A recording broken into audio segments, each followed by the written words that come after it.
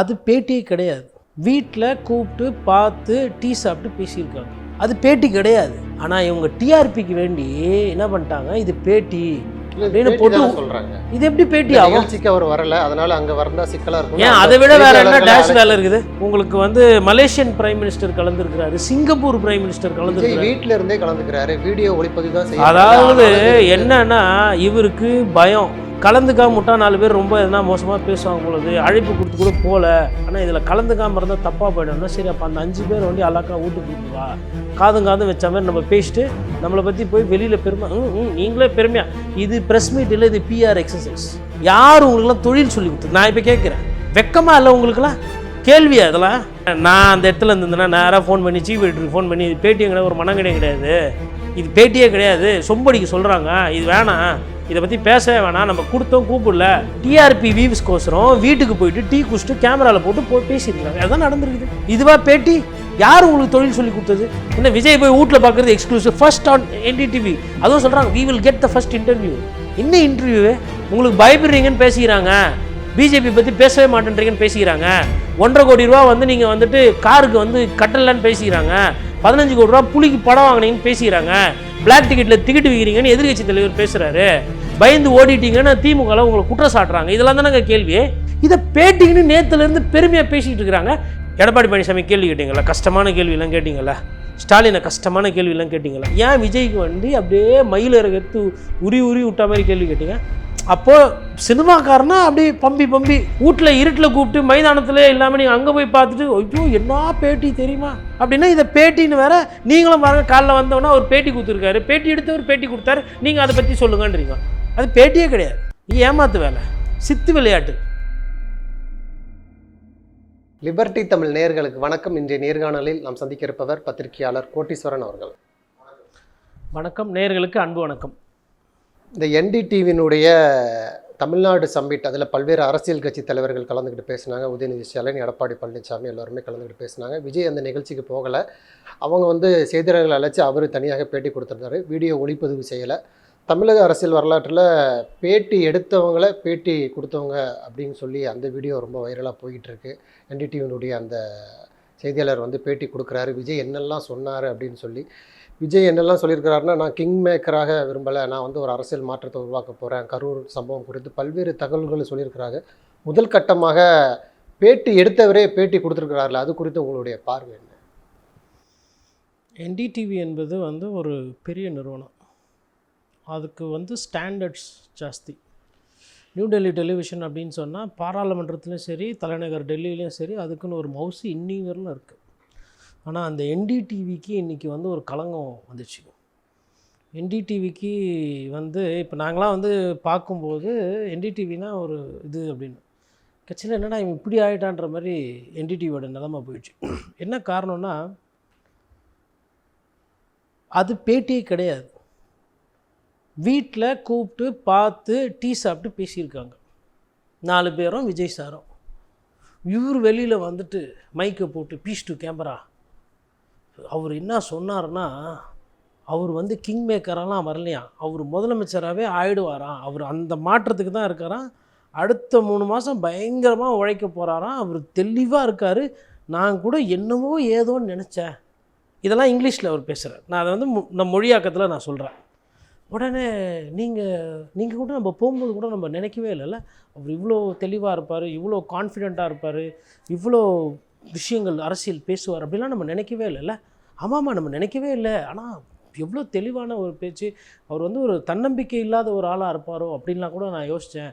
ஏன்னா கரூர் சம்பவத்துக்கு கூட அவர் போய் ஜனங்களை பார்க்கல, வெளியிலே வரமாட்டேன்றாரு, பத்திரிகையாளர் சதி அப்படிலாம் நம்ம நினச்சோம். ஆமாம் தானே அப்படின்னு இன்னொருத்தர் கேட்குறாரு, அவர் ஆமாம் தானே அப்படின்னு இன்னொருத்தர் கேட்குறாரு, அவர் ஆமாமா அப்படின்னு இவங்க 3 பேரே பேசிக்கிறாங்க. இது மாதிரி நிகழ்வுகள் பத்திரிகையாளர்கள் நிறைய பேரை சந்திச்சிருக்காங்க. பிரைம் மினிஸ்டர் ஆஃப் இந்தியா பிரதமரோட விமானத்தில் தனியாக போன பத்திரிகையாளர்லாம் இருக்கிறாங்க. அது பேட்டி கிடையாது, பேசுவாங்க, கருத்து ஏதோ ஒன்று சொல்லுவாங்க, அவங்க சொல்லுவாங்க, என்ன ஏதுன்றது பேசுவாங்க. இது மாதிரிலாம் ஆயிருக்கு.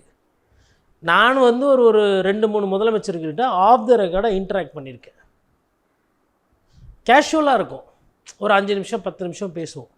அது பேட்டி கிடையாது. ஆனால் இவங்க டிஆர்பிக்கு வேண்டி என்ன பண்ணிட்டாங்க, இது பேட்டி இல்லை இது பேட்டி தானே சொல்கிறாங்க. இது எப்படி பேட்டி? நிகழ்ச்சிக்கு அவர் வரல, அதனால அங்கே வரந்தா சிக்கலாக இருக்கும். அதை விட வேலை இருக்குது. இது என்ன ஃபஸ்ட்டு என்டிடிவின்னா என்னன்னு தெரியுமா? கான்க்ளேவ்னா என்ன தெரியுமா? நியூஸ் சம்மிட் கான்க்ளேவ்னா இது வந்து 3-4 சேனல் பெரிய சேனல்ஸ் பண்ணுங்களேன். இந்துஸ்தான் டைம்ஸ் நான் வேலை பார்த்துருக்கேன். இது எப்படி நடக்கும்னா, பெரிய பெரிய இந்தியாவில் இருக்கக்கூடிய அரசியல் நல்லா தெரிஞ்சவங்கள எந்த ஜோனு, அதாவது சம்டைம்ஸ் பாம்பேயில் நடக்கும், சம்டைம்ஸ் டெல்லியில் நடக்கும், சம்டைம்ஸ் ரேராக பெங்களூரு இல்லை தமிழ்நாட்டில் வந்து சென்னையில் நடக்கும். இப்போ தேர்தல் வர்றதுனால இங்கே நடத்துகிறாங்க. எங்கள் நாட்டு முதலமைச்சர் போய் அங்கே இருக்கிறவங்கள சந்திக்கிறாரு. இது ஆக்சுவலாக பத்திரிகையாளர்கள்லாம் எப்படின்னா, இந்த மைக்கு கேமரா தூக்கி போய் திடீர்னு ஓடி போய் பின்னாடி போய்ட்டு சார் இது என்ன சார் பைட்டு கொடுங்க சார், அப்படி கிடையாது. இந்த சீனியர்ஸ் இருப்பாங்க இல்லைங்களா, ஆசிரியர், chief of bureau, editors, editorial, அந்த மாதிரி முக்கியமான நபர்கள்லாம் வந்துட்டு கருத்து சொல்லி கருத்து பேசுறது, கருத்து உரையாடல். பத்திரிகையாளர் சந்திப்பே கிடையாது. இவருக்கு கருத்து இருந்தால் தானே அங்கே போய் பேசுவார். இது என்ன நடக்கும்னா, பொதுவாக இந்த மாதிரி இன்விடேஷன் வரும்போது, நான் இந்துஸ்தான் டைம்ஸில் வேலை பார்க்கும்போது எனக்கு என்ன கொடுத்தாங்க வேலைன்னா, கமல் அவர்களையும் ரஜினிகாந்த் அவர்களையும் நீங்கள் வந்து பேசி எப்படின்னா வச்சு அந்த அழைப்புக்கு இட்டுன்னு வரணும்னு நான் இப்போ அசிஸ்டன்ட் எடிட்டராக வேலை பார்க்குறேன். நானும் போய் பார்த்தா அது வரல. அப்புறம் அவர் ரஜினி அவங்க வீட்டில் இருந்தவங்க சொன்னாங்க, இல்லை அவருக்கு நேரம் இல்லை, அந்த டேட்ஸ் கிடையாது அப்படின்னாங்க. அதோட அது முடிஞ்சு போச்சு. அதுக்கப்புறம் அந்த மாதிரி விவகாரத்துக்குமே போகாமல் நான் அதுக்கப்புறமா அங்கேருந்து வெளில வந்துட்டேன். இது என்னன்றது தெரியும். எல்லாருமே என்ன நினைப்பாங்கன்னா, இந்த நிகழ்ச்சியில் கலந்துக்கலைன்னா நமக்கு வந்து அரசியல் ஸ்பேஸில் நம்ம இல்லை அப்படின்னு நினச்சிருவாங்க. அதனால் இதில் நம்ம கலந்துக்கணும்னு சொல்லிட்டு கிளம்புவாங்க. ஒவ்வொரு பிஆர் டீமோ இல்லை அந்த கட்சியில் இருக்கவங்க என்ன சொல்லுவாங்கன்னா, ஆனால் என்டிடிவி சம்மிட்டு, இந்தியா டுடே கான்க்ளேவு, இது வந்து டைம்ஸ் ஆஃப் இந்தியா நடத்துகிற நியூஸு சம்மிட்டு, இதெல்லாம் வந்து ரெகுலராக நடக்காது. எப்போனாச்சும் ஒரு கான்ஃபரன்ஸ் மாதிரி நடக்கும். எல்லா அரசியல்வாதிகளும் போவாங்க. டெரோக் ஓபிரியன் கலந்துருக்காரு, மம்தா பானர்ஜி கலந்துருக்காங்க, மோடி கலந்துருக்கிறாரு, அத்வானி கலந்துருக்கிறாரு, கமல் கலந்துருக்கிறாரு, உதயநிதி கலந்துருக்கிறாரு, இப்போ இங்கே உதயநிதி, எடப்பாடி. நான் சொல்கிறது இந்தியாவில் ஏங்க, இது ஸ்ரீலங்காவில் இருந்த அரசியல்வாதிகள்லாம் வந்து கலந்துக்குவாங்க. உங்களுக்கு வந்து மலேசியன் பிரைம் மினிஸ்டர் கலந்துருக்கிறாரு, சிங்கப்பூர் பிரைம் மினிஸ்டர் கலந்து, வீட்டில் இருந்தே கலந்துக்கிறாரு, வீடியோ ஒளிப்பதிவு தான் செய்ய. அதாவது என்னன்னா, இவருக்கு பயம், கலந்துக்காம விட்டா 4 பேர் ரொம்ப எதனா மோசமாக பேசுவாங்க பொழுது, அழைப்பு கொடுத்து கூட போகல, ஆனால் இதில் கலந்துக்காமல் இருந்தால் தப்பாக போயிடணும்னா, சரி அப்போ அந்த 5 பேர் வண்டி அல்லாக்கா வீட்டுக்கு கூட்டு வா, காதும் வச்ச மாதிரி நம்ம பேசிட்டு நம்மளை பற்றி போய் வெளியில் பெருமை, நீங்களே பெருமையாக. இது ப்ரெஸ் மீட் இல்லை, இது பிஆர் எக்ஸசைஸ். யார் உங்களுக்கெல்லாம் தொழில் சொல்லி கொடுத்தது? நான் இப்போ கேட்குறேன், வெக்கமாக இல்லை உங்களுக்கெல்லாம்? கேள்வியா அதெல்லாம்? என்ன அருமையாக பேசுகிறாரு தெரியுமா? ஒரு தெளிவை பார்த்தேன், ஒரு தொலைநோக்கு பார்வையை பார்த்தேன். அவர் வந்து நீங்கள் வந்து கிங் மேக்கராக நான் கேட்டேன். கிங் மேக்கராக கேட்குறேன்னா என்ன அர்த்தம்னா, நீ ஜெயிக்க போகிறது இல்லை, நீ கிங்கு கிடையாதுன்னு தான் அர்த்தம். இதுதான் கேள்வி. உடனே அவர் அப்படியே யோசிச்சு, ஜெயிக்க வைக்க நான் வரல, நான் ஜெயிக்க வந்திருக்கிறேன், அதை யோசிச்சுட்டு சொன்னாப்பில்லையா? இதை நான் கேட்குறேன், நான் அந்த இடத்துல இருந்ததுன்னா நேராக ஃபோன் பண்ணி சீஃப் எடிட்டருக்கு ஃபோன் பண்ணி, இது பேட்டியும் கிடையாது, ஒரு மனங்கடையும் கிடையாது, இது பேட்டியே கிடையாது, சொம்படிக்கு சொல்கிறாங்க, இது வேணாம், இதை பற்றி பேசவே வேணாம், நம்ம கொடுத்தோம் கூப்பிடல, டிஆர்பி வியூஸ்க்கோசரம் வீட்டுக்கு போயிட்டு டீ குடிச்சிட்டு கேமராவில் போட்டு பேசியிருக்கிறாங்க. அதுதான் நடந்திருக்குது. இதுவா பேட்டி? யார் உங்களுக்கு தொழில் சொல்லி கொடுத்தது? ஏங்க, அல் ஜசீராலலாம் இந்த இடத்துல குண்டு வெடிக்க போகுதுன்னு இப்படி ஒரு தீவிரவாதி சொல்கிறான், இந்த தீவிரவாதி அப்படி முகமூடி போட்டு அப்படியெல்லாம் போய் பேட்டி எடுத்துலாம் போட்டுன்னு இருக்கிறாங்க. மற்றதெல்லாம் போய் பார்க்க சொல்லுங்கள். பேட்டி எக்ஸ்க்ளூசிவ்னா இன்னொன்று, நாங்கள் நேயர்களுக்கு ஒன்று சொல்லுறோம், யாருக்குமே கிடைக்காது, எங்களுக்கு கிடையாது. படம் வாய்ப்பு கேட்டு போனீங்களா? இல்லை படத்தில் எதனா சான்ஸ் கேட்டு போனீங்களா? அரசியலுக்கு வந்துட்டார், ஏன் வெளில வரல? அதெல்லாம் வேணான்னு சொல்லிட்டு தான் அவர் ஆஃப் கேமரா போகிறார். ஆஃப் கேமரா தானே போனீங்கல்ல, பார்த்தீங்க, விஜய்கிட்ட கேட்டிங்கன்னு, விஜய் பற்றி புரிஞ்சுக்கின்னு அதோடு வந்துடணும். வெளியில் வந்து அவர் என்னமா பேசுகிறாரு, என்னமா புரிஞ்சுருக்கிறாரு. அப்புறம் ஏன் வெளியில் வர மாட்டேன்றீங்கன்னு கேட்டோன்னா, பார்த்தீங்களா கரூர் சம்பவத்தை, அதனால தான் நான் வெளியில் வரல. ஆனால் நான் 3 மாதம் உழைப்பேன். எப்படி வீட்டிலேருந்தே உழைப்பீங்களா? தெருவா போய் ஓட்டு கேட்பீங்களா, கேட்க மாட்டிங்களா? கேட்டிருக்கணும்ல. 3 பேர் போனீங்களா பத்திரிகையாளர்கள், இல்லை அதை வெளியில் சொல்லணும்ல. எல்லாமே பாசிட்டிவ். அவர் வந்து அரசியல் நிறைய புரிஞ்சிருக்காரு, அவருக்கு அரசியல் நிறைய தெரிஞ்சிருக்கு, ஒரு தொலைநோக்கு பார்வை இருக்குது, சினிமாவை விட்டே வந்துட்டார், அப்புறம் துல்லியமாக பேசினார், ஒரு கருத்தாக சொன்னார். நீங்கள் கிங் மேக்கரானும் நான் சிஎம்மாக இருக்கிறது தான் நான் வரேன். இதெல்லாம் நான் எதிர்பார்க்கவே இல்லை. திடீர்னு வரல. 2020 அப்புறம் அப்பா வந்து அரசியல் ரீதியான படங்கள் தான் எடுத்தார். எனக்கு அப்படியெல்லாம் அரசியல் வந்து எனக்கு சொல்லிக் கொடுக்கப்பட்டது. இதெல்லாம் வந்து நான் என்ன சொல்கிறேன்னா, உங்களை சொல்லி தப்பு இல்லை, உங்களுக்கு தொழில் சொல்லி கொடுத்தாங்க பாருங்கள், அவங்கள சொல்லணும். இப்போ நான்லாம் கர்வத்தோடு சொல்லுவேன், என்னோட ஆசான் வந்து பகவான் சிங் வந்துட்டு இந்த மாதிரி இப்படியெல்லாம் கேள்வி கேட்க சொல்லிலாம் தயார் பண்ணலை. ஸ்ரீலங்காவில் வந்து ராஜபக்சே கிட்டேயும் அதுக்கப்புறமா வந்து இங்கே இந்த சிங்கள பிரச்சனை இந்த போர் பிரச்சனை ஆகும்போது மன்மோகன் சிங் கிட்ட டிஸ்கஸ் பண்ணுறதுக்கு என்னென்னு டெக்னிக் கிரானிக்கல் ஆஃபீஸில் 10 பாராளுமன்ற எம்பி வந்து உட்காந்துக்கிட்டு இருப்பாங்க. இதுதான் ஈழத்தில் இதுதான் நடக்குது, பிரபாகரன் அவர்கள் இப்படி தான் பயிற்சி கொடுக்குறாருன்னு சொல்லிட்டு போய் கள்ளத்தோணி நல்லத்தோணி எல்லாத்துலேயும் போயிட்டு செய்தி எடுத்து போட்டவர். அதேமாதிரி ஆர் மோகன் சொல்லிட்டு கிரிக்கெட்டில் இப்போ டெக்னிக் கிரானிக்கலோட எடிட்டராக இருக்கார். கிரவுண்டு போய் பார்த்தோன்னே பிச்சை பார்த்தோன்னே பிளேயரை பார்த்தோன்னே எழுதிடுவார் என்ன நடக்கும்னு. அவர் 83 வேர்ல்டு கப்பில் என்ன டீமு போய் ஆடினா ஜெயிக்கும்னு சொல்லி எழுதினாரோ அதை தான் எழுதி மொத்த டீமை வந்து இந்து பத்திரிகைக்கு வந்து அந்த கப்போடு போய் நின்று பேசிட்டு போனாங்க. இப்போவும் டெண்டுல்கர் சச்சின் டெண்டுல்கர் சென்னைக்கு வந்து அவர் போய் பார்த்துட்டு போவார்.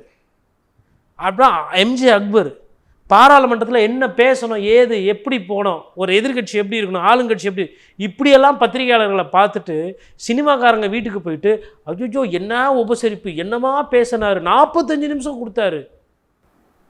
பேட்டியே கொடுக்க மாட்டான்னு சொன்னீங்க. இன்னைக்கு ஆங்கிலத்தில் நாங்கள் தான் முதல்ல போய் பேட்டி எடுத்தோம். இது பேட்டியே கிடையாதப்பா, இதுக்கு பேர் பப்ளிக் ரிலேஷன் ஈவெண்ட்டு, இதுக்கு பேர் பிஆர் எக்ஸசைஸ். வழக்கமாக இது எப்படி பண்ணுவாங்கன்னா இந்த கோட்டு சுட்டு டைலாம் போட்டு குட்டப்பாவோட போட்டுட்டு ஒரு 4 டீம் இருக்கும். அவங்க போயிட்டு அவங்க என்ன பண்ணுவாங்க, இந்த கம்பெனியில் இருக்கவங்களாம் பேச மாட்டாங்க கூச்ச சுபாவம் இருக்குன்னு சொல்லிட்டு அவங்க சார்பாக ஒரு அறிக்கையை எழுதி கையில் கொடுத்து இதை நீங்களாக போடுங்க அப்படின்வாங்க. அந்த வேலையை பார்க்குறீங்க நீங்கள். இங்கே பிஆர் வேலையை பார்த்துட்டு இன்டர்வியூன்றீங்க. இதை எடுத்துக்கிட்டு இன்றைக்கி நிறைய பேர் என்ன பண்ணுறாங்க, பத்திரிகையாளர்கள் பேட்டினா என்ன, என் பேரில் நான் இதை சொல்கிறேன் நீ போடு. இப்போ நம்ம பேசுகிறோம்ல, இப்போ நான் சொல்கிற கருத்துக்கு நான் தானே பொறுப்பு. இது எப்படின்னா நீங்கள் போயிட்டு கோட்டீஸ்வரனை பார்த்தேன் அவர் இதை சொன்னார் அதை சொன்னாருன்னு சொல்லிட்டு நீங்கள் ஒரு 2 டீ கடையில் உட்காந்து நீங்களாக பேசுகிறது எனக்கு முட்டு கொடுத்து இதுவா தொழில். முக்கியமான அரசியல் நிகழ்வுகள் குறித்துலாம் பேசியிருக்கிறாங்க. அதை எப்படி தவிர்க்க முடியும் பேட்டி இல்லைன்னு. கரூர் சம்பவம் குறித்து பேசியிருக்கிறாங்க. எனக்கு கூடக்கூடிய கூட்டத்தை பார்த்தீங்களா, இவ்வளோ பெரிய கூட்டம். அதுதான் அதுக்கு எதுக்கு தெரியுமா சொல்லியிருக்கிறாரு, நீங்கள் வெளியே வரமாட்டேன்னு சொன்னேன் பார்த்தீங்களா, இந்த ஸ்டார்டம் தான் பிரச்சனை. நான் சினிமா ஸ்டாராக இருக்கேன்னா போன இடம்லாம் கூட்டம் வருது. சரி நேற்று என்டிடிவி நீங்களாம் வாயில் என்ன கொல்கட்டை வச்சுருந்தீங்களா, சொல்ல வேண்டியதானே. என்டிடிவி 10 லட்சம் பேர்லாம் வரமாட்டாங்க, விவிஐபி பாஸு, சிஎம் வராரு, எதிர்கட்சி தலைவர் வராரு, Y+ செக்யூரிட்டிலையும் Z+ செக்யூரிட்டிலையும் Z++ செக்யூரிட்டியில் இருக்கவங்களுக்கு தான் ஆக்சஸ்ஸு. 5 ஸ்டார் ஹோட்டலில் நடக்குது. நீங்கள் இந்த மாதிரி குரூப்லலாம் போய் கலந்துக்கலாம். யாரும் வந்து உங்களை கட்டி பிடிச்சி நான் சொல்கிறேன் நேற்று அவரை போய் இந்த என்ன அப்படியே போய் முச்சிருப்பாங்களா அவரை. ஏன்னா அந்த ஈவெண்ட்டுக்கு வரவங்க எல்லாருமே கித்தாப்பு தான், ஒரு படி மேலே தான். எல்லாருக்கும் அழைப்பு கொடுக்க மாட்டாங்க இந்த மாதிரி ஈவெண்ட்டு. இது வந்து ஒரு ப்ரீமியம் ஈவெண்ட்டு. முக்கியமானவங்க டெரக் ஓப்ரியன்லாம் வந்து நிறைய பேசுவார். அதுக்கப்புறம் இவங்க மம்தா பானர்ஜி பேசியிருக்கிறாங்க. அதுக்கப்புறம் மௌவா மொய்த்ரா. அதுக்கப்புறம் கேரளாவில் வந்துட்டு ஒரு எம்பி ஒருத்தர் இருக்கார் ஜான் பிரிட்டோ. அப்புறம் கபில் சிபில். அதுக்கப்புறமா வந்து சசி தரூர். எந்த மாதிரி ஆட்கள் இதிலெல்லாம் பேசுவாங்கன்றதுக்கு நான் சொல்கிறேன். அந்த மாதிரி ஆட்களுக்கு தான் இங்கே ஆக்சஸே. ஃபினான்ஸ் மினிஸ்டராக இருந்தால் அவங்களுக்கு ஒரு செஷன் கொடுப்பாங்க. நிதி அமைச்சர்ன்ற முறையில் ஒரு 2-3 அமைச்சருக்கு மத்திய அமைச்சரவையில் கொடுப்பாங்க. மாநிலங்களில் முதலமைச்சர் கலந்துக்குவாங்க. உமர் அப்துல்லா கலந்துருக்காப்புல இந்த மாதிரி ஈவெண்ட்டில். இவருமே தவிர்க்கல இல்லையா, கலந்துக்கிறாரு. ஆனால் கலந்துக்கிற இடம் தானே வேறையா இருக்கு. அந்த இடத்துல இருந்தேன்னா ஈவெண்ட் மேனேஜர்கிட்ட சொல்லியிருப்பேன், ஜிஎம் கிட்டயோ யாருக்கிட்டயோ நான்லாம் போக மாட்டேன் கேமரா தூக்கின்னு. அவ்வளோ பெரிய ஆள் வந்து இங்கே வந்து பூரா அரசியல்வாதியும் வளர்ந்துருக்குறான். கட்சி பாகுபாடு இல்லாமல் பிஜேபி வந்துக்குது, திமுக வந்துக்குது, அதிமுக வந்துருக்குது. அழைப்பு யாருக்கெல்லாம் கொடுத்தாங்களோ எல்லாரும் வந்துருக்குறாங்க. இவர் அப்போ இப்போ தெரியுதா, இவர் எல்லாமே வீட்டில் உட்காந்து பண்ணுவார். இவர் கேட்டால் கூட்டம் வருதுன்னு. அங்கே 5 ஸ்டார் ஹோட்டலில் எப்படிங்க கூட்டம் வரும்? இவர் எங்கேயுமே போகிறதே கிடையாதா வெளியில்? 5 ஸ்டார் ஹோட்டலுக்கு இல்லை வந்துட்டு ஏர்போர்ட்டுக்கெல்லாம் போகிறதே கிடையாதா? அந்த இடத்துல இவர் போனாரா அது விஜய் தானே தெரியாதுங்க. அப்படியே கருப்பு ட்ரெஸ்ஸு போட்டு அழகாக வாசலில் நிறுத்த போகிறாங்க. ஹோட்டல் உள்ள போகிறாரு. நீங்கள் சொல்லுங்கள், நட்சத்திர விடுதிக்குள்ளே சாதாரண சாமானியனுக்கு இல்லை ரசிகர் மக்களுக்கோ இல்லை பொதுமக்களுக்கோ உள்ள அழைப்பு இருக்கா இல்லையா? ஒரு முதலமைச்சர் வராரு, எதிர்கட்சி தலைவர், துணை முதல்வர் வராங்க, ஊரில் இருக்கிற பெரிய பெரிய பணக்காரங்க பெரிய பெரிய அரசியல்வாதிலாம் வர்ற இடத்துல கார்டன் ஆஃப் பண்ணி செக்யூரிட்டி போட்டு அங்கங்கே வாக்கி டாக்கி இருக்கிற இடத்துல இவர் நல்ல வாய்ப்பு. உண்மையிலே இவர் அரசியல்வாதினா போய் அரசியல் அங்கே பேசியிருக்கணும். 4 பேரை வீட்டுக்கு கூப்பிட்டு மேரி பிஸ்கெட்டும் பாலம் கொடுத்துட்டு டீயும் கொடுத்துட்டு என்னை பற்றி நீங்களே நல்லா போடுங்க, நான் நல்லா பேசணும் சொல்லுங்கள்.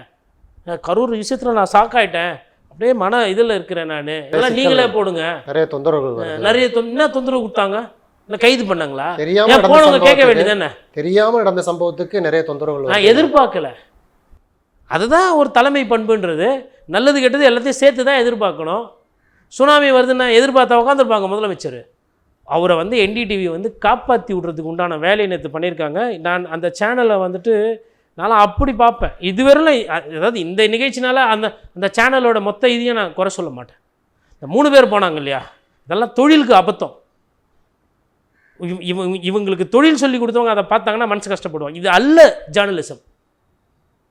அம்மையார் ஜெயலலிதாவை உட்கார வச்சு கேட்டிருப்பார் கரண்ட் அஃபேர் கேள்வி. அதேமாரி கலைஞர் அவர்களை வச்சு கேட்டிருப்பார் ஒரு சிலது, டெவில்ஸ் அட்வொகேட் ஈவெண்ட், அதெல்லாம் போட்டு பார்க்க சொல்லணும். இல்லைனா அல் ஜசீரா, BBC உக்ரைன் போரில் போயிட்டு போடுறான் இது எக்ஸ்க்ளூசிவ்னு, இல்லை ஒரு ஊழல் எடுத்து வெளில போகிறான். என்ன விஜய் போய் வீட்டில் பார்க்குறது எக்ஸ்க்ளூசிவ், ஃபர்ஸ்ட் ஆன் NDTV. அதுவும் சொல்கிறாங்க we will get the first interview. என்ன இன்டர்வியூவே? உங்களுக்கு பயப்படுறீங்கன்னு பேசிக்கிறாங்க, பிஜேபி பற்றி பேசவே மாட்டேன்றீங்கன்னு பேசிக்கிறாங்க, 1.5 கோடி ரூபா வந்து நீங்கள் வந்துட்டு காருக்கு வந்து கட்டலான்னு பேசிக்கிறாங்க, 15 கோடி ரூபா புலிக்கு படம் வாங்கினீங்கன்னு பேசிக்கிறாங்க, பிளாக் டிக்கெட்டில் டிக்கெட் விற்கிறீங்கன்னு எதிர்கட்சி தலைவர் பேசுகிறாரு, பயந்து ஓடிட்டீங்கன்னு திமுகவில் உங்களை குற்றம் சாட்டுறாங்க. இதெல்லாம் தானே கேள்வி.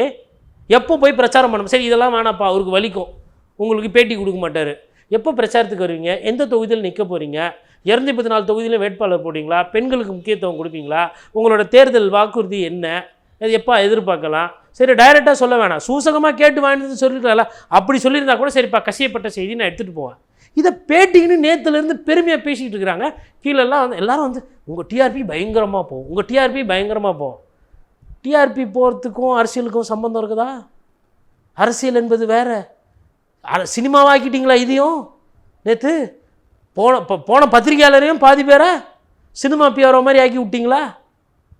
தெரிலங்க. இதெல்லாம் வந்து கால கொடுமைன்னுவாங்க இல்லைங்களா? இது அங்கே போய் இங்கே போய் சரி அவர் தான் அரசியலை நாசம் பண்ணுறாருன்னா பத்திரிகை துறையை சேர்த்து பண்ணுறாரு. இல்லை அடுத்த கட்டமாக பார்க்கலாம் இல்லையா? பத்திரிகையாளர் சந்திக்கவே மாட்டாரோ ஒரு பிம்பம் இருந்துச்சு, இன்றைக்கு அந்த பிம்பத்தை உடைச்சிருக்கிறாருல விஜய். இப்போ அவருக்கு வேண்டப்பட்ட சினிமா பத்திரிகையாளர்லாம் போய் சந்திச்சுன்னு தான் இருக்கிறாங்க, பார்த்துன்னு தான் இருக்கிறாங்க, காஃபிலாம் சாப்பிட்டு வராங்க. அவங்க வெளில வந்துட்டு எனக்கு பேட்டி கொடுத்தாரு, எனக்கு சொன்னார், அவர் என்னமா ஃபீல் ஆனார் தெரியுமா, என்னமா கஷ்டப்படுத்துறாங்க தெரியுமா, அவர் அப்படியே வீட்டிலே உட்காந்து 214 தொகுதியை ஜெயிப்பார், கடைசி 15 நாள் அவர் உழைச்சாலுமே அவர் ஒரு பெரிய ஓட்டை வாங்குவார் இப்படின்னு அவங்களும் நம்ம பேட்டி கொடுக்கலாம்ல. ஆளுக்கு தெளிவாக இருக்கார்ல. இது தெளிவில்லை, ஏமாத்து வேலை. இதெல்லாம் நாங்கள் வெளியில் சொல்ல மாட்டாங்க. பிலீவ் இட் ஆர் மீ, என்னை வந்து நான் ஒரு சில அதிகாரத்துலலாம் இருந்திருக்கிறேன், தலைமை பொறுப்பில்.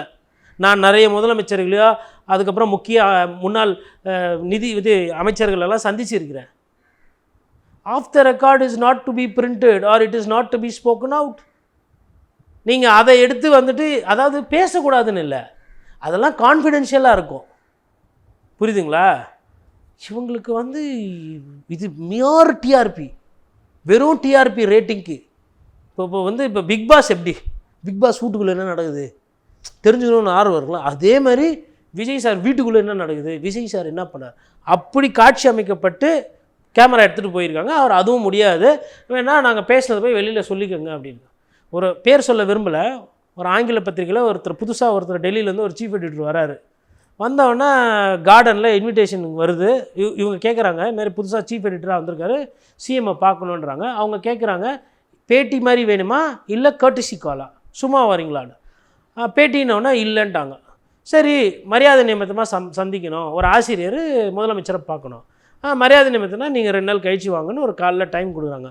போனவுடனே ஒரு 40 நிமிஷம் அம்மையார் ஜெயலலிதா முதலமைச்சர், அந்த பத்திரிகை ஆசிரியர், ஆங்கில பத்திரிகை ஆசிரியர் பேசுகிறாங்க. பேசினவுடனே டீ எல்லாம் சாப்பிட்றாங்க, நல்லா சிரிச்சிட்டு போகும்போது நன்றியெல்லாம் சொல்லிச்சுட்டு அனுப்புகிறாங்க முதலமைச்சர். வேறு யாரும் இல்லை, வெறும் அந்த நிறுவனத்தில் சேர்ந்த அவர் கூட இன்னொருத்தர் யாரும் வந்துட்டு இவர் மறுநாள் என்ன பண்ணார், பேப்பரில் எல்லாத்தையும் எழுதுறாரு. நான் அந்த மாதிரி போனேன், பார்த்தேன், பேசினேன், இதெல்லாம் சொன்னாங்க, இதை சொன்னாங்க, இதை பற்றி கேட்டால் அதுக்கு அதை சொன்னாங்கன்னு சொல்லிட்டு அதை பேட்டி மாதிரி எழுதிட்டார். அந்த பேப்பரில் போட்டாங்க. அதுக்கு மறுநாள் நான் அவனுக்கு என்ன சொன்னேன், வந்த வீட்டுக்கு பேசுகிறோம், பேட்டி இப்போ இல்லை. இதை சொன்னேன்னா நான் கேஷுவலாக ஜாலியாக பேசினதை நீ ஏதோ என்கிட்ட பேசி பேட்டி எடுத்த மாதிரி போய் போட்டுக்கிற. இதுக்கு வந்து நீ மறுப்பு தெரிவித்து அப்படி எதுவும் நடக்கலை, நான் உனக்கு பேட்டி கொடுக்கல, நீ வந்த பேசின, இதெல்லாம் நீயா தப்பாக போட்டிருக்கிறேன்னு சொல்லிவிட்டு நீ போடலைன்னா நடக்கிறதே வேறனோன்னு அந்த பத்திரிகையை மறுநாள் அதுக்கு மறுப்பு செய்தி போட்டுச்சு. இது மாதிரி அரசியலில் அப்பப்போ நடக்கும். செய்தியாக இருக்காதுங்க, எல்லாமே செய்தி சேர்க்கறது இல்லை. ஒரு சில நேரத்தில் செய்தியை சொல்லுவாங்க, ஒரு டெக்காயாக போவாங்க, ஒரு டோசியர் எடுத்துகிட்டு போவாங்க. டெக்காய்னா எப்படின்னா என்ன நடக்குது தெரிஞ்சுக்கிறதுக்கு, அதை உடனே பரசுரம் ஆகாது. இப்போ ஒரு மருத்துவமனையில் ஒருத்தர் அட்மிட் ஆகிருக்காரு, ஒரு அரசியல்வாதி பழைப்பாரா சாவாரா தெரியாது, அந்த செய்தி உடனே போட முடியாது. பட் மருத்துவ ரீதியாக என்னென்ன சிக்கல் இருக்குது தெரிஞ்சு வச்சுக்கிட்டால் நாளைக்கு செய்தி எழுதும்போது உதவுன்னு சொல்லிட்டு போவாங்க. அப்போ ஒரு சில பேர் ஆஃப் த ரெக்கார்டாக பேசுவாங்க. அதெல்லாம் நீங்கள் உட்காந்து வெளியில் சொல்லக்கூடாது. எது அதாவது பத்திரிகை தர்மத்தில் ஒன்று என்ன சொல்லுவாங்கன்னா, இப்போது காட்டுக்குள்ளே போய் சந்தன கடத்தல் வீரப்பன்னு பார்த்தாங்க. என்ன பேசணும் என்ன பண்ணணுமோ அதை தான் போட்டாங்க. யாரை பார்த்தோம், எங்கே போனோம், என்ன பண்ணோம், அதெல்லாம் வராது. அந்த மாதிரி ஒரு ஒரு ஒரு குறைந்தபட்ச கண்ணியம் இருக்கும் அந்த தொழிலில். இது அப்பட்டமாக ஏதோ சீரியலு, சினிமாக்காரங்க, டிஆர்பி அந்த மாதிரி போயிடுச்சு. இப்போ நாளைக்கு நான் தோனி வராரு, எனக்கு யாரோ ஒருத்தர் கூப்பிட்றாங்க, நான் போய் பார்த்துட்டு ஒரு அரை மணி நேரம் அவர்கிட்ட தோனி இதெல்லாம் சொன்னார், பிஜேபி அவர் அரசியல் கூப்பிட்டு போய் ஏன் போல, இதெல்லாம் எனக்கு பேட்டி கொடுத்தாரு இப்படி நான் வெளியில் சொன்னால் அல்பத்தனமாக இருக்காது. அது பேட்டியா? என்ன ஆதாரம் இருக்குது அவர் புத்திசாலித்தனமாக பேசினாருன்னதுக்கு? இல்லை என்ன ஆதாரம் இருக்குது அவர் மக்கள் மீது உண்மையிலே அவர் தீவிரமாக எதனா கணக்கு சொன்னாரா? ஓட்டு விகிதாச்சாரம் பற்றி பேசினாரா? இல்லை தேர்தல் அறிக்கையை பற்றி பேசினாரா? இல்லை வேட்பாளர்களை பற்றி என்ன புரிதல் உங்களுக்கு என்ன தெரியும்? ஃபஸ்ட்டு டெல்லியிலேருந்து வந்திருக்கிறீங்க நீங்களே. இதான் அதாவது நான் என்ன சொல்கிறேன்னா, தொழிலை கெடுக்காதீங்க. ஆல்ரெடி இங்கே நிறைய பிரச்சனை ஓடிக்கிட்டு இருக்குது. மக்கள் பிரச்சனையை பேசாமல் பொழுதுக்கும் பாக்கி விஷயங்கள் தான் போயிட்டுருக்குது. பத்திரிகை என்பது மக்கள் பிரச்சனையை பேசுவது, அரசாங்கம் தப்பு செய்துன்னா அதை கோடிட்டு காட்டுவது, அரசாங்கம் நல்லது செஞ்சதுன்னா நல்லது செஞ்சதுன்னு காட்டுறது. இதுதான் பத்திரிகையோட வேலை. உக்காந்துன்னு இவர் அதை பேசிட்டாரு, இவர் இதை சொல்லிட்டாரு, இவர் அப்படியே வந்துட்டார், இது அல்ல. ஆனால் இதுதான் நடந்துக்கிட்டு இருக்குது. இதில் குறிப்பாக இப்போ நீங்கள் சொன்னது போல் இப்போது விஜய் மீது பல்வேறு பிம்பங்கள் இருந்தாலுமே இந்த என்டிடிவி நிகழ்ச்சியில் அவர் கலந்துக்கிட்டு இருந்தாருன்னா அது ஒரு மிகப்பெரிய வாய்ப்பு, எல்லாத்தையுமே உடைச்சிருக்கலாம். ஆனால் அவர் எடுத்த இந்த முடிவு கூட ரொம்ப பத்திரிகையாளர் மீதான விமர்சனம் சரி, அவர் மீதான விமர்சனம் இன்னும் அதிகமாகிக்கிட்டே போகுது. இது எப்படி பார்க்குறீங்க? இது ஒரு ஆபத்து. ஒரு சைடு இப்போ என்ன போன்றவர்கள் இதை விமர்சனம் பண்ணிகிட்டு இருக்கோம். ஏன்னா அதில் முகாந்தரம் இருக்குது. ஏங்க ஸ்டாலின் அவர்கள் நீங்கள் ஜெயிச்சிருவீங்களா தோற்றுருவீங்களாலாம் கேட்குறாங்க. உங்கள் மீது இந்த மாதிரி சட்டம் ஒழுங்கு பிரச்சனைலாம் இருக்குன்னு அங்கே விவாதம் பண்ணுறாங்க, பேசுகிறாங்க. எடப்பாடி பழனிசாமி உங்கள் மீது ஊழல் இருந்ததுன்னு கேட்குறாங்கன்னா அவர் சொன்னால் கோர்ட்டுக்கு போனாங்க, கோர்ட்டில் கேஸை விட்ரா பண்ணுறாங்க. நான் சொன்னேன் இல்லை நான் கேஸை நடத்துவேன் அப்படின்னு சொல்லிட்டு நான் நிரபராதின்னு தீர்ப்பு வாங்கி வந்துக்கிறேன், என்னை பார்த்து எப்படி சொல்லுவீங்கன்ட்டு எல்லாரையும் கேள்வி கேட்குறாங்க. உதயநிதி ஸ்டாலினை பார்த்து கேள்வி கேட்குறாங்க, மாசு போயிருக்கிற அவரை பார்த்து கேள்வி கேட்குறாங்க, கனிமொழி அவங்கள பார்த்து கேள்வி எல்லாரையும் கேள்வி கேட்டுக்கிறாங்க. பிஜேபி நீங்கள் எப்போ தான் ஜெயிப்பீங்க, மலருமா, இப்படிலாம் கேள்வி கேட்டுருக்காங்க. எல்லாத்துக்கும் பதில் சொல்லியிருக்காங்க எல்லா கட்சியும். இவருக்கு அரசியல் தானே, எல்லாரும் அவங்களாம் அரசியல்வாதி தானே, சினிமாக்காரங்களா? எதுக்கு அவங்க அந்த கான்க்ளேவ் போனாங்க? ஒரு பத்திரிகை, ஒரு பெரிய பத்திரிகை ஒரு அழைப்பு வைக்குது, அதில் எல்லாரும் விவிஐபி தான். இவர் தான் பார்த்தா அதில் கத்துக்குட்டி, அவங்கெல்லாம் பூரா அரசியல்வாதி. இவர் அரசியல்வாதி தானே, போயிருக்கணும்ல. அப்போ இவர் நீ சினிமாக்காரன்னு கூப்பிட்டு வீட்டில் கூப்பிட்டு 4 பேரை பார்த்துட்டியா? தூய்மை பணியாளர் போனால் வீட்டில் கூப்பிட்டு பார்ப்பேன், யாருன்னா இறந்துட்டாங்க கட்சிக்காரங்கன்னா வீட்டில் கூப்பிட்டு பார்ப்பீங்க, பத்திரிகையாளர் சந்திப்புனா வீட்டில் கூப்பிட்டு கேமரா இல்லாமல் பார்ப்பீங்க, எழுதக்கூடாது, எல்லாமே வீட்டில் தான். இப்போ நாளைக்கு தலைமைச் செயலகம் இல்லை எம்எல்ஏ ஆஃபீஸ்னு ஒன்று வந்தால் அதுவும் வீட்லையா? சட்டமன்ற ஆஃபீஸ்லாம் போக மாட்டீங்க. அதுவும் பாக்கியமாக ஓபிஎஸ் ஐயா எழுதுனா தெரியுமா, முதலமைச்சரை பார்ப்பது பாகியம் அப்படின்னா. எனக்கு ஸ்ரீகாந்த் அடிக்கடி சொல்லுவார், போனேன் ரமேஷ் கேட்பாப்பில், இந்த நம்ம கிரிக்கெட்டர் சடகோபன் ரமேஷ், என்னாச்சுன்னா படா அவரு ஜாலியாக பேசுவார்ல, பட்டா பாக்கியம் படா கட்டி இலக்கியம் படா அப்படின்னு. அந்த மாதிரி இவங்க ஐயோ பாகியம், எந்தெந்த 3 பேர் டெல்லியிலேருந்து வந்தவங்க, நம்ம எப்படி இந்த ஈவெண்ட்டை நடத்த போகிறோன்னே தெரியல, இவ்வளோ விவிஐபி இருக்காங்க, அரசியல்வாதி இருக்காங்க, இதுக்கு நடுவில் விஜய் வேறு கூப்பிட்டாரேன்னா, இல்லை நம்ம இந்த வாய்ப்பை விட்டுறே கூடாது, நம்ம போய் தான் ஆகணும். ஏன்னா இவங்களுக்கு தெரியும் அவர் வெயிலில் வரமாட்டார், தெருவாக போக மாட்டார், இவங்க பார்க்க முடியாதுன்னு. அதுலேயும் அவங்க சொல்கிறாங்க அந்த கரன்சி, அதாவது அவரை பார்க்குறது அரிது, அவரை பேசுறது அரிது, அந்த அரிதான அந்த விஷயத்தை வைத்தே அவர் தேர்தலை அணுகுவார்னு நான் நினச்சேன். ஆனால் அது அப்படி இல்லை. ஏன்னா நீங்கள் பார்த்துட்டீங்க 3 பேர். நான் தான் சொல்கிறேன்ல, ஃபர்ஸ்ட்லேருந்து அவர் அந்த விளையாட்டு தான் விளையாடிட்டு இருக்கிறாரு. இது கண்டுபிடிக்கிறது 3 பேர் வந்துக்கிறீங்க. கேட்டால் இதுதான் நாங்கள் பிரேக் பண்ணிட்டோம், நாங்கள் ஃபஸ்ட்டு இன்டர்வியூ எடுத்தோம். சார் நீங்கள் எடுத்தது இன்டர்வியூ கிடையாது, நீங்கள் எடுத்தது public relation exercise. It's a job of a PR company or a PRO. That's it. It has nothing to do with journalism. As simple as that. இதை பேட்டி கொடுத்தாரு, மனசில் இருக்கிறத சொன்னார், முதல் முறையாக மௌனம் கலைத்தார், கரூர் உண்மை சொன்னார், கரூர் துயரத்தை பின்னால் கரூர் என்ன நடந்தது, ஜனநாயகன் பின்னணி என்ன, இதெல்லாம் தலைப்பு செய்திகளுக்கு போடுற தலைப்பு. அதை தூக்கி 3 பேர் வீட்டில் போய் பார்த்துட்டு தனியாக பேசிட்டு வந்ததை போடுறீங்க. அதாவது அவர் நல்லவர், வல்லவர், ஒரு தெளிவாக இருக்கிறாரு, தேர்தலில் வெற்றி பெறுவார், தொலைநோக்கு பார்வத்தோடு இருக்கார், மக்கள் மீது அவருக்கு அதிக அக்கறை இருக்குது. அவர் போகிற இடம்லாம் கூட்டம் சேருது. அதனால தான் அவர் வெளியில் வராமல் முடிவு பண்ணியிருக்காரு. அதில் ஒரு ஒரு ஒரு ஒரு புரிதல் இருக்குது. இதுதான் அதனுடைய சாராம்சம். இழுத்து இங்கிலீஷில் இல்லை, நுனி நாக்கில். நாங்களும் இதே ஊரில் தானே இருக்கிறோம். நானே கேட்டேன், எடப்பாடி பழனிசாமி கேள்வி கேட்டீங்களா? கஷ்டமான கேள்வியெல்லாம் கேட்டிங்களா? ஸ்டாலினை கஷ்டமான கேள்வியெல்லாம் கேட்டிங்களா? ஏன் விஜய்க்கு வந்து அப்படியே மயில எடுத்து உரி விட்ட மாதிரி கேள்வி கேட்டீங்க? அப்போது சினிமாக்காரனா அப்படியே பம்பி அரசியல்வாதினா என்ன வேணால் கேட்பீங்க. ஏன்னா பொது வேலையில் இருக்காங்க, பொது வாழ்க்கைக்கு வந்துட்டாங்க, எல்லாரும் பார்க்குறாங்க. முதலமைச்சரை கேள்வி கேட்கும்போதோ இல்லை முன்னாள் முதலமைச்சரை கேள்வி கேட்கும்போதோ எல்லாம் பார்க்குறாங்க, லைவில் போகுது. அப்போது பத்திரிகை தொழில் தர்மத்தை நீ காப்பாற்றணும். நான் கேள்வி கேட்பேன், அது என் ஜனநாயக கடமை. பதில் சொல்ல வேண்டியது அரசியல்வாதி உங்களோட கடமை. அது வருது இல்லை, இதுதானே ஆட்டம். வீட்டில் இருட்டில் கூப்பிட்டு மைதானத்தில் இல்லாமல் நீங்கள் அங்கே போய் பார்த்துட்டு ஐயோ என்ன பேட்டி தெரியுமா அப்படின்னா இதை பேட்டின்னு வேறு. நீங்களும் பாருங்கள், காலைல வந்தோன்னா அவர் பேட்டி கொடுத்துருக்காரு, பேட்டி எடுத்தவர் பேட்டி கொடுத்தாரு, நீங்கள் அதை பற்றி சொல்லுங்கன்றீங்க. அது பேட்டியே கிடையாது, ஏமாத்து வேலை, சித்து விளையாட்டு. விஜய் வெளியே வரமாட்டாரு, அதனால தான் பேட்டி கொடுக்குறாருன்னு ஒரு புறம் இந்த சர்ச்சை போகுது. இன்னொரு புறத்தில் ரோட் ஷோவுக்கு அந்த வழிகாட்டு நெறிமுறை கரூர் சம்பவத்துக்கு பிறகு அரசு வந்து ஒரு வழிகாட்டு நெறிமுறைகள் உருவாக்கியிருக்கிறாங்க. அதை வந்து பின்பற்ற முடியாது, அது வந்து ஏற்றுக்கொள்ள முடியாத அளவில் இருக்குது, அதை வந்து நாங்கள் பின்பற்ற முடியாதுன்னு சொல்லி கவுட்டரில் தாவேகா சார்பில் வழக்கு தொடுத்துருக்குறாங்க. அதை எப்படி பார்க்குறீங்க? அவங்களுக்கு வந்து பின்பற்றுனா ஊர்வலத்துக்கு வாங்கன்னு கூப்பிடுவீங்க, அதை ஏற்றுக்கிட்டீங்க அப்படின்னா கூட்டம் போடுன்னுவீங்க, அதை ஒத்துக்கிட்டிங்கன்னா அது பிரகாரம் மாநாடு போடுன்னுவீங்க. இது எப்படி தள்ளி போடுறது, எப்படி நாள் கடத்துறது? அவர் என்ன நினைக்கிறாருன்னா கடைசி 2 வாரத்தில் உங்கள் விஜய் உயிர் என்ன வருவா எல்லாத்துலேயும் ஸ்பீக்கர் வச்சுட்டு, இந்த அந்த காலத்தில் எம்ஜிஆர் குதிரையிலலாம் போவார்ல, அது மாதிரி எதனா ஒரு கிராஃபிக்ஸ் பண்ணிவிட்டு இந்த மாதிரி ஏதோ வந்து ஒரு மாநாடு கீநாடு ஏதோ ஒரு 2 விஷயம் அப்படி பண்ணிவிட்டு என்ன பண்ண விடலை இன்னும் விடலைன்னு சொல்லிட்டு காலதாமதம் பண்ணிவிட்டு ஒன்றும் பிரச்சனை இல்லை. மூத்தவர் ஐயா செங்கோட்டை ஈரோட்டில் போட்டு காமிச்சார்ல, அவர்கிட்ட கொடுத்தீங்கன்னா அவர் போட்டு போகிறாரு. எதுக்கு விளக்கம் தேடுறீங்க எல்லாத்துக்கும்? ஆட தெரியாதவங்க காலில் சுழுக்குன்னு அவங்களாம், அந்த மாதிரி இருக்குது இவர் சொல்கிறது.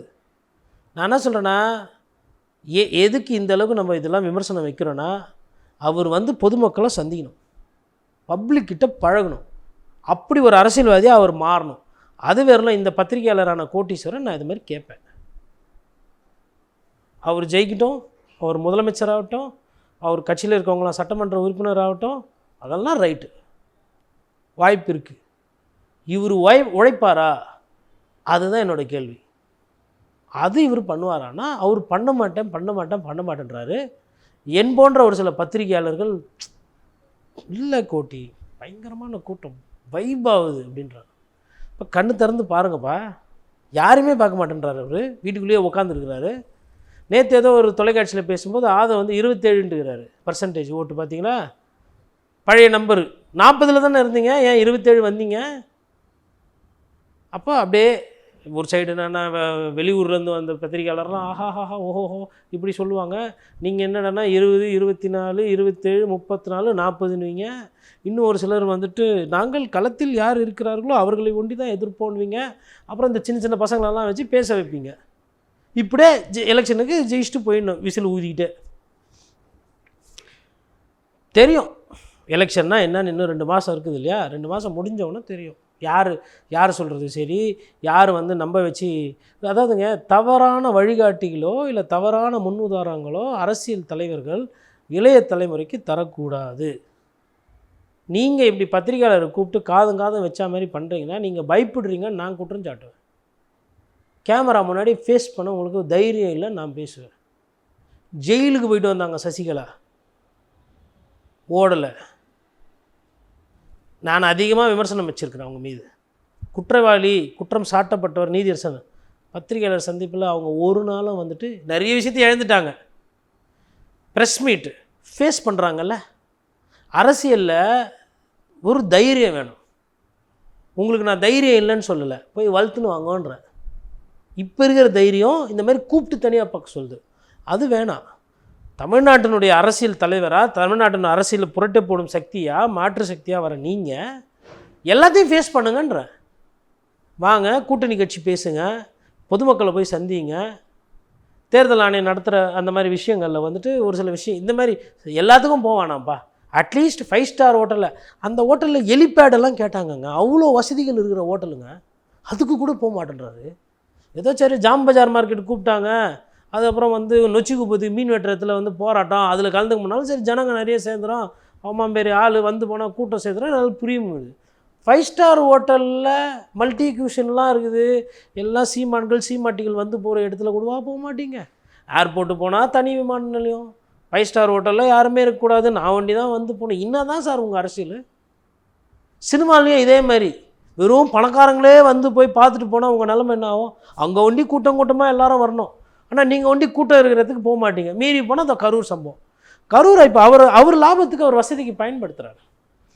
கோர்ட்டு சொல்லியிருக்குது, இதை வந்து என்ன அரசாங்கம் போடுதா? கோர்ட்டு என்ன சொல்லுது? இனிமேல்ட்டு ஒரு இதுக்கு எதனா அதிமுக எதனா நொறநாட்டியம் சொல்லிச்சா? இல்லை திமுக நான் இதை ஏற்றுக்க மாட்டேன், ஆளுகின்ற கட்சியாக இருக்குன்னு எதனா சொல்கிறாங்களா? இல்லை நாம் தமிழர் கட்சி வந்து இதிலெல்லாம் எங்களுக்கு உடன்பாடு இல்லை சொல்கிறாங்களா? எல்லாரும் வந்து கம்மன் தானே இருக்கிறாங்க. நீங்கள் ஒண்டி எதுக்கு இது பண்ணுறீங்க? சரி, பாண்டிச்சேரி இல்லைன்னா 10 லட்சம் பேராக கூட்டினாங்க, கடைசியில் கூட்டம் இல்லாமல் ஐயா புஷி ஆனது கியூஆர் கோடு இல்லைனா பரவாயில்ல உள்ளே விடுங்கன்னப்போ தானே அந்த ஈஷா சிங் அதிகாரி உங்களை திட்டினது வைரலாச்சு. அப்போ எதையோ மறைக்கிறீங்கல்ல, நீங்கள் உள்ளே என்ன இருக்குன்னு காட்டவே மாட்டேன்றீங்க, அப்படியே பொத்தி பொத்தி பொத்தி பொத்தி வைக்கிறீங்க. இதுதான் இது வந்து பார்க்குறவங்களுக்கு புரியும், என் வேலையை நான் செய்கிறேன், அவ்வளோதான்.